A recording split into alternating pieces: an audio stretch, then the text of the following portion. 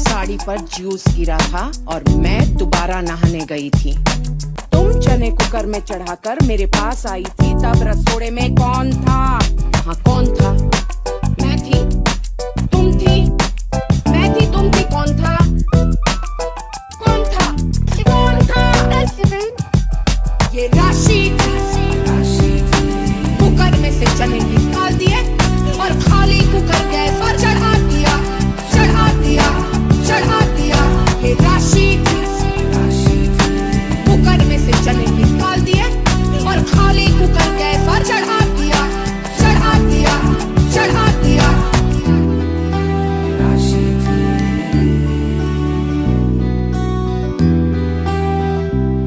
एक और बार स्वागत है आपका।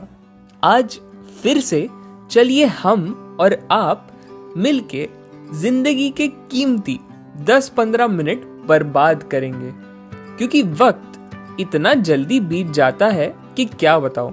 तो आप ये जरूर सोच रहे होंगे कि क्या मैं पूरा दिन ऐसे ही चश्मा पहन के बैठता हूं। तो मैं आपको बता दूं कि ये सिर्फ मैं पूरा दिन ऐसे ही चश्मा पहन के बैठता हूं। पर आज सुबह जब मैं अपने YouTube अलार्म से उठा तो ऑटो प्ले के कारण शायद कुछ और प्ले हो गया, पर मुझे उसी पल में मेरा बचपन याद आ गया और मैंने ये ठान लिया कि आज तो मैं शॉन द शीप से मिलकर ही रहूंगा। ये दुनिया के सबसे खुशी इंसान को दुखी कर देने वाला वेदर के बावजूद मैं सिर्फ और सिर्फ आपके लिए अपने बचपन की जिद के साथ चलना शुरू कर देता हूं, क्योंकि आज हमें बहुत दूर जाना है। इसी के लिए मैं पकड़ लेता हूं दिन का पहला ट्यूब जो हमें लेकर जाएगा आज की हमारी पहली मंजिल की ओर, जो है cross rail place roof garden, यानी छत वाला बागीचा। ये बागीचा कैनरी वॉर्फ नाम के एरिया के पास मौजूद है। वैसे ये गोरों ने पूरा शहर अंदर से खोखला करके रखा है, लेकिन मानना पड़ेगा अंडरग्राउंड ट्यूब अपने में ही एक अलग दुनिया है। जब मैं स्टेशन से बाहर निकला तब मेरी आंखें फटी की फटी रह गई। मेरे शरीर को झटका लग गया, होश उड़ गए। मैंने अपने आप से पूछा, कहीं गलती से मैं परेल या विक्रोली तो नहीं उतर गया। ऐसे ही ऑफिसों में मैं काम करने यहाँ आया था लंदन में, पर यहाँ आके मुझे लगा कि लाइफ में अभी भी कई फ्लोर्स चढ़ना बाकी है। हे मिस्टर बुल, ये है शॉन, यहाँ का डॉन। लेकिन बुल के आगे शॉन कौन? कपड़े कहाँ गए? शॉन शर्म से लाल, शॉन की चड्डी भी लाल। Excuse me. मिस्टर बुल की नजर लाल चड्डी पर। भाग शॉन, नहीं तो पछताएगा। इसी झटके के साथ मैं निकल पड़ा छत वाला बागीचा ढूंढने। जब रास्ते में ही मुझे दिख गया आइकॉनिक कैनरी वॉर्फ स्टेशन। रंग सतरंगी दे बुलबुला दी बोली पॉप दे पैरी चले छावा दी ले डोली। रंग सतरंगी जी हाँ, ये वही जगह है जहाँ शाहरुख खान ने पद यात्रा करके मधुर गीत गाया था और कटरीना भाभी ने उन्हें प्यार भरी नजरों से देखा था। पर मैं एक चीज क्लियर कर दूं, ये जगह सिर्फ और सिर्फ बहुत ही इम्पोर्टेंट लोगों के लिए है। इम्पोर्टेंट समझते हो ना आप? ये देखिए 6-7 जो है घड़ियां टंगा के रखी है, जो आपको बार बार याद दिलाएंगे टाइम पास बंद करके काम पर वापस जाने के लिए। अगर आप इम्पोर्टेंट नहीं हो और आप ऐसे वस्त्र पहन के हाथ में कॉफी लेके बार बार अपनी घड़ी देखते हुए इम्पोर्टेंट काम नहीं करते, तो प्लीज यहाँ मत आइएगा, आपका यहाँ कोई काम नहीं है। देखिए कैसे इस वेले इंसान को भी निकाल दिया पुलिस ने। वैसे इस गाने में और भी लोकेशंस है जो मैं आपको कोई और व्लॉग में दिखाऊंगा। खैर, बात करते करते हम पहुंच गए ये सुंदर से स्काई गार्डन्स, जो पता नहीं क्यों सैटरडे होने के बावजूद भी बहुत खाली था। इसके नाम में रूफ सुन के मुझे लगा कि कम से कम 20वीं मंजिल पर तो जरूर होगा, पर ये तो सिर्फ दूसरी मंजिल पर निकला। वैसे ये इतना भी अच्छा नहीं था, पर अब इंडियन होते हुए फ्री में कोई चीज मिले तो उसे बुरा तो नहीं बोलना चाहिए।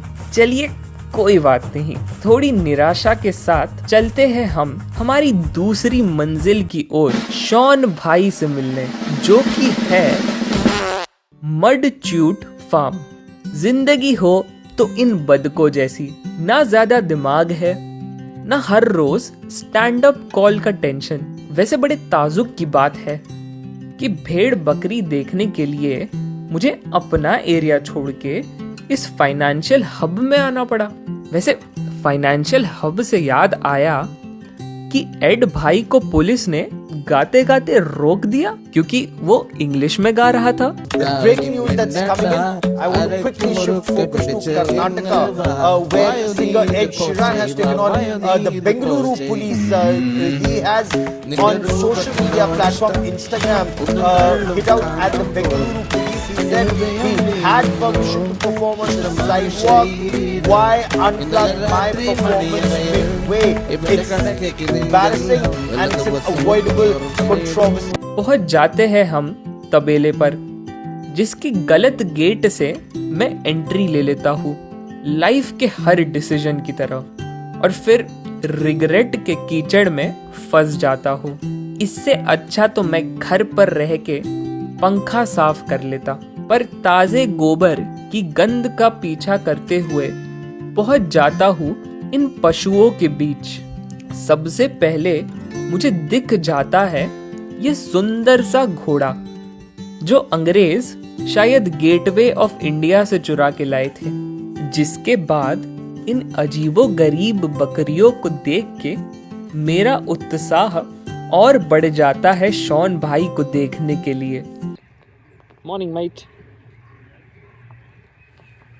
ये मुर्गियों और बदकों को ऐसे खुले में क्यों रख दिया है भाई?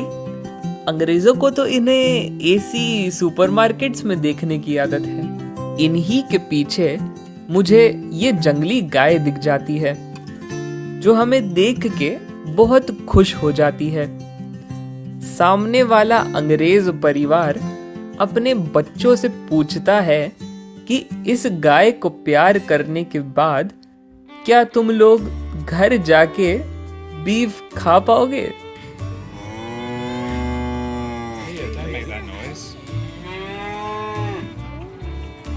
इन्हीं के बगल में मुझे लामा नाम का विचित्र अनोखा जीव दिख गया, जिसे मैं जिंदगी में पहली बार देख रहा था। काफी अलौकिक, पर पता नहीं क्यों इसी के पिंजरे में एक बकरी भी रख दी थी। खैर, आगे बढ़ते हुए मुझे ये सूअर दिख जाते हैं, जो मुझे मेरी ही याद दिला देते हैं, क्योंकि मैं भी ऐसे ही गंदगी में पड़ा रहता हूँ। पर इन्हें देख के मुझे ऐसा एहसास होता है कि मैं अपनी मंजिल के बहुत करीब पहुँच चुका हूँ, और इसी भावना को सही साबित करते हुए मुझे फाइनली दिख जाते हैं none other than Shaun the sheep.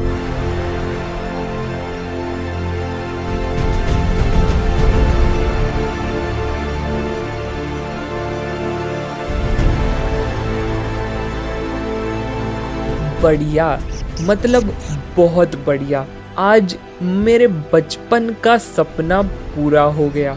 UK आके मास्टर्स करना तो मानो एक बहाना था। मेरे अंदर का छोटा बच्चा मुझे आज यहाँ तक लेके आया है। मैं उसका बहुत आभारी हूँ।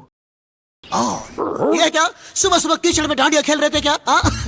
देख लो भाई सब लोग, यही है इनका कल्चर। उबले हुए आलू में उबले हुए सफेद राजमा, टोमेटो सॉस और चीज के साथ। खैर, डकार मार के बढ़ते हैं आज की तीसरी मंजिल की ओर, जो कि है ग्रीनविच पार्क, यानी हरा कौन सा बागीचा, जहाँ तक पहुँचने के लिए हमें रिवर थेम्स को पार करना पड़ेगा, वो भी बिना ब्रिज के। अब भला वो कैसे, मैं बताता हूँ। तो हम अभी खड़े हैं आइल ऑफ डॉग्स पे, जिसका मतलब है कुत्तों का टापू। अब पानी के उस तरफ अगर ब्रिजों से जाना है तो ऐसे घूम के जाना पड़ेगा, पर अगर सीधा सीधा जाना है तो लेना पड़ता है अंग्रेजों के द्वारा बनाया हुआ 1902 में ये फुट टनल, जो कि मुझे लगा कुछ ऐसा दिखेगा।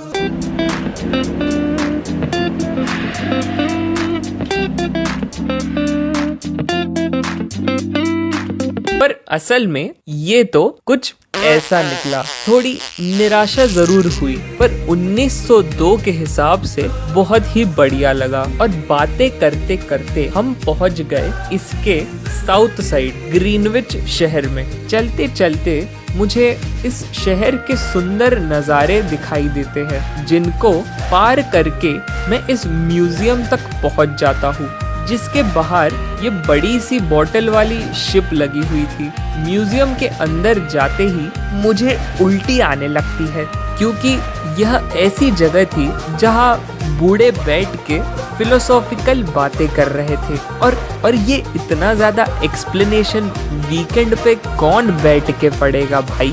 मुझे तो घुटन होना चालू हो जाती है। कोई मुझे प्लीज यहाँ से निकालो भाई।